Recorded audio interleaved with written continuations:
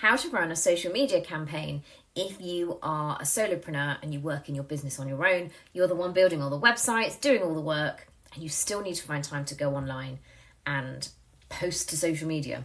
This is what you need to do. Number one, you need to start with really knowing who your audience is. You need to start by looking at a broader group, which kind of industry you might be looking at working in, what kind of group of people, what type of people. Then you need to narrow that down and look at your demographics. What are the facts about them? You know, location, roughly ages, their routines. What are the facts about that person?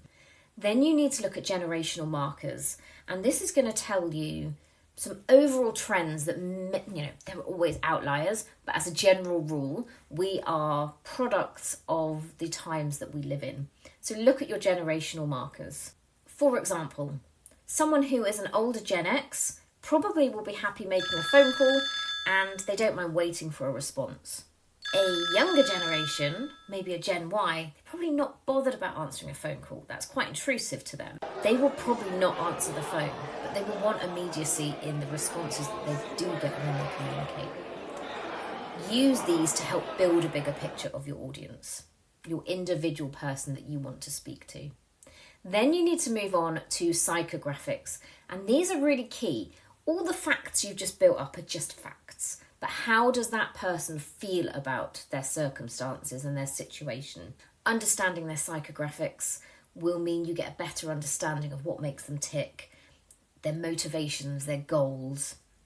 All helpful stuff for you to be able to know exactly how you're going to communicate with your ideal client online. You then need to spend some time working on messaging. And I know we're not even onto the publishing and the content yet, but spend time on your messaging. What makes you unique? Why is your service suitable for the audience you're trying to target? Get to the nub of what makes you different and what makes you right for the audience that you're targeting. Then you can take all of that information and work out which channels you think your audience are likely to be on.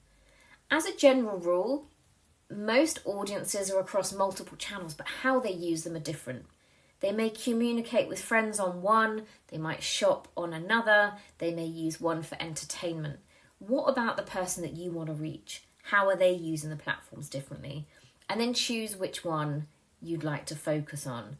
Now, ideally, a brand might want to be on multiple channels, but at the end of the day, if you're on your own, you can't do all of them well. So choose one, maybe two, and focus in on that and really get really good at understanding that platform and know exactly what you need to do to make it work.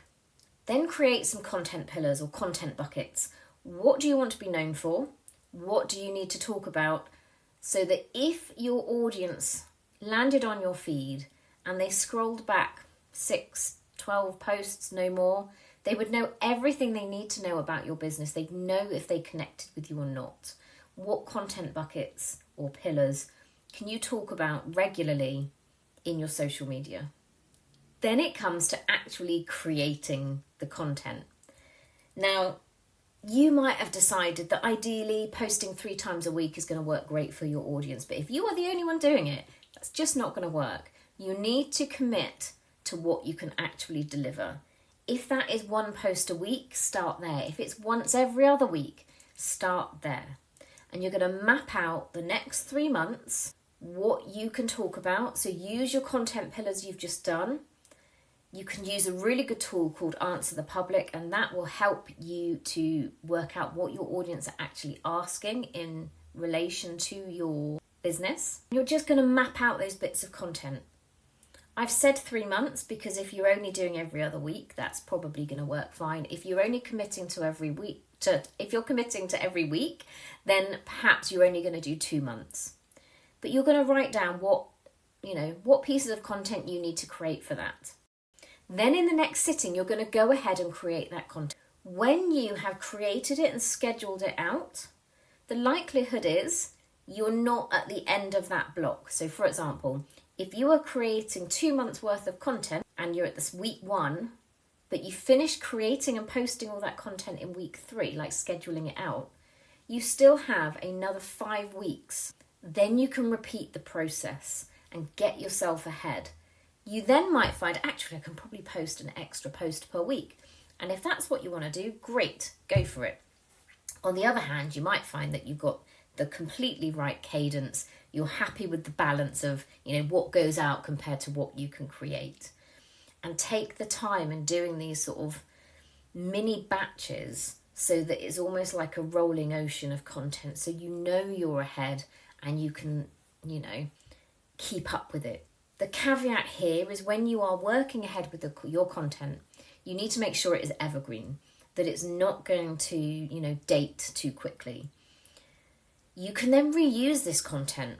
In 6 months' time, go back to these posts, have a look and see what you can reuse and, repurpose. By doing this, it also allows you to be reactive in your content. If something comes out in the news next week, because you've got the next couple of months worth already scheduled, you can write a post that is relevant and, newsworthy now without thinking, well, that's going to, get in the way of creating the other content. When you are doing it on your own, it just needs the planning and it needs that structure of how you do it. And it means don't overcommit too soon.